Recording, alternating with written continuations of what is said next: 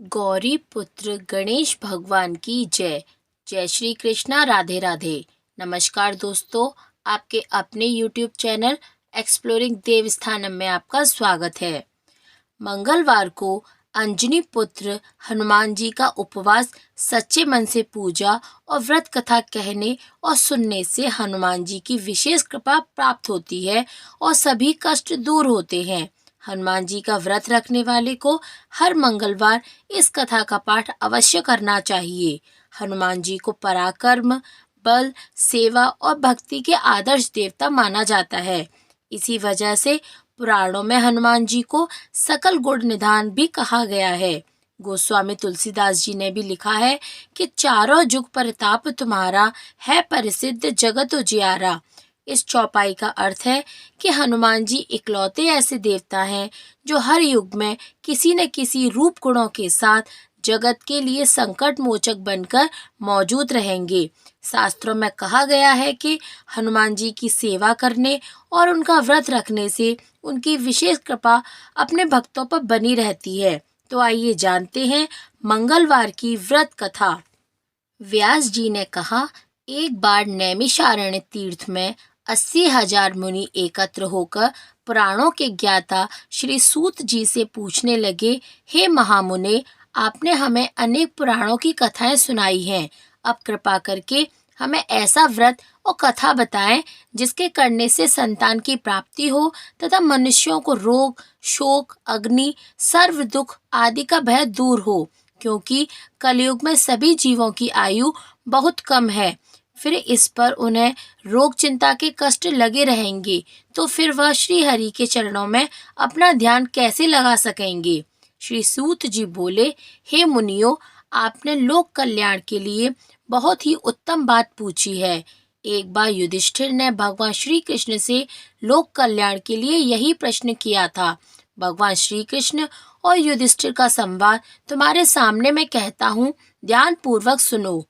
एक समय पांडवों की सभा में श्री कृष्ण जी बैठे हुए थे। तब युधिष्ठिर ने भगवान श्री कृष्ण से प्रश्न किया, हे प्रभु नंद नंद गोविंद, आपने मेरे लिए अनेक कथाएं सुनाई हैं।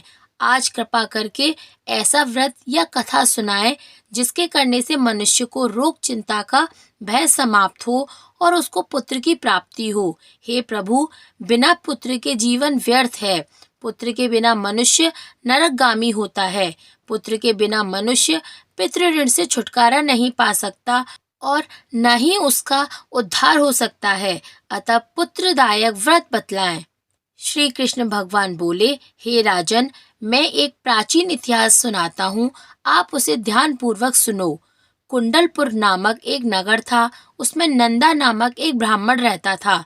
भगवान की कृपा से उसके पास सब कुछ था, फिर भी वह दुखी था। इसका कारण यह था कि ब्राह्मण की स्त्री सुनंदा के कोई संतान नहीं थी। सुनंदा पतिव्रता थी, भक्ति पूर्वक श्री हनुमान जी की आराधना करती थी।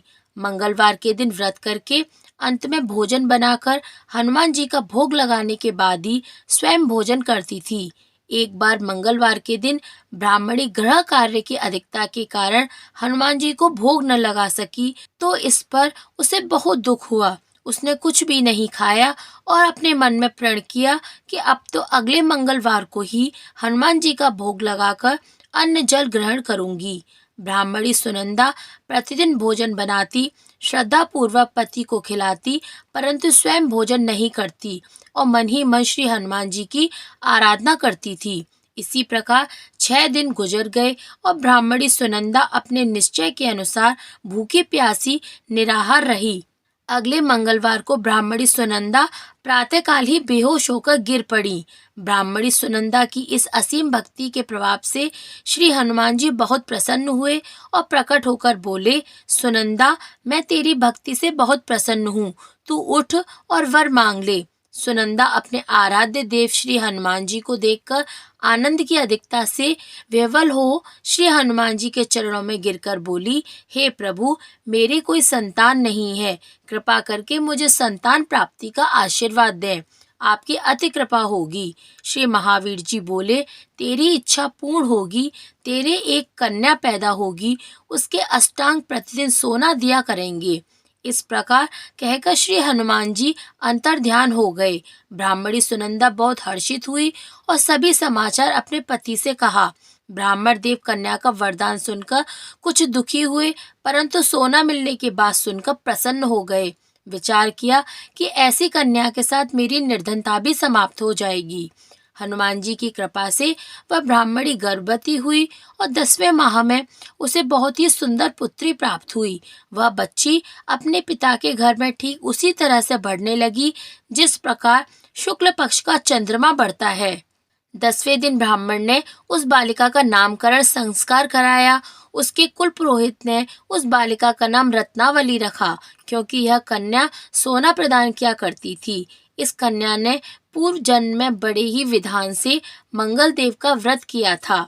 रत्नावली का अष्टांग बहुत सा सोना देता था। उस सोने से नंदा ब्राह्मण बहुत ही धनवान हो गए। अब ब्राह्मणी भी बहुत अभिमान करने लगी थी। समय बीतता रहा। अब रत्नावली 10 वर्ष की हो चुकी थी। एक दिन जब नंदा ब्राह्मण प्रसन्न चित्त था, तब सुनंदा ने अपने पति से कहा, मेरी पुत्री रत्नावली विवाह के योग्य हो गई है। अब आप कोई सुंदर तथा योग्य वर देखकर इसका विवाह कर दें। यह सुन ब्राह्मण बोला, अभी तो रत्नावली बहुत छोटी है।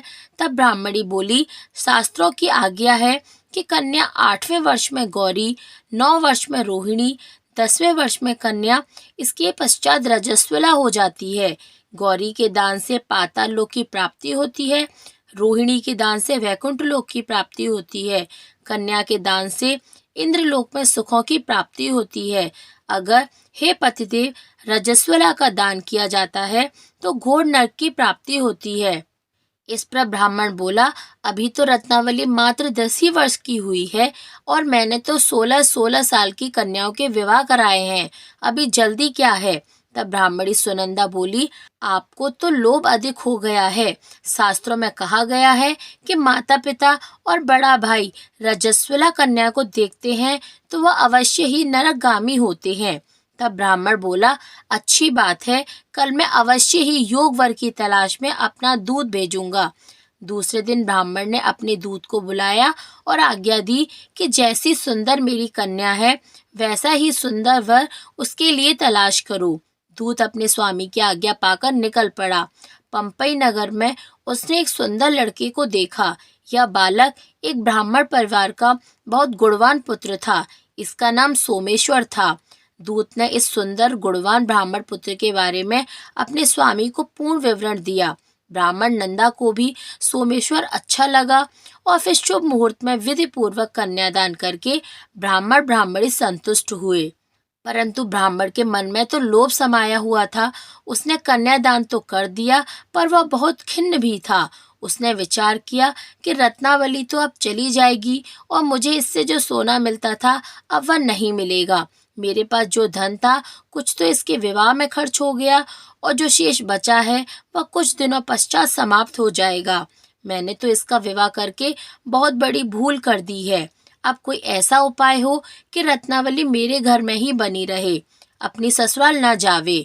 लोभ रूपी राक्षस ब्राह्मण के मस्तिष्क पर छाता जा रहा था। रात भर अपनी शैया पर बेचैनी से करवटें बदलते बदलते उसने एक बहुत ही क्रूर निर्णय लिया। उसने विचार किया कि जब रत्नावली को लेकर उसका पति सोमेश्वर अपने घर के लिए जाएगा तो वह मार्ग में छिपकर सोमेश्वर का वध कर देगा और अपनी लड़की को अपने घर ले आएगा, जिससे नियमित रूप से उसे सोना भी मिलता रहेगा और समाज का कोई मनुष्य उसे दोषी भी नहीं मानेगा। प्रातःकाल हुआ तो नंदा और सुनंदा ने अपने जमाई तथा लड़की को बहुत सारा धन देकर विदा किया। सोमेश्वर अपनी पत्नी रत्नावली को लेकर ससुराल से अपने घर की तरफ चल दिया।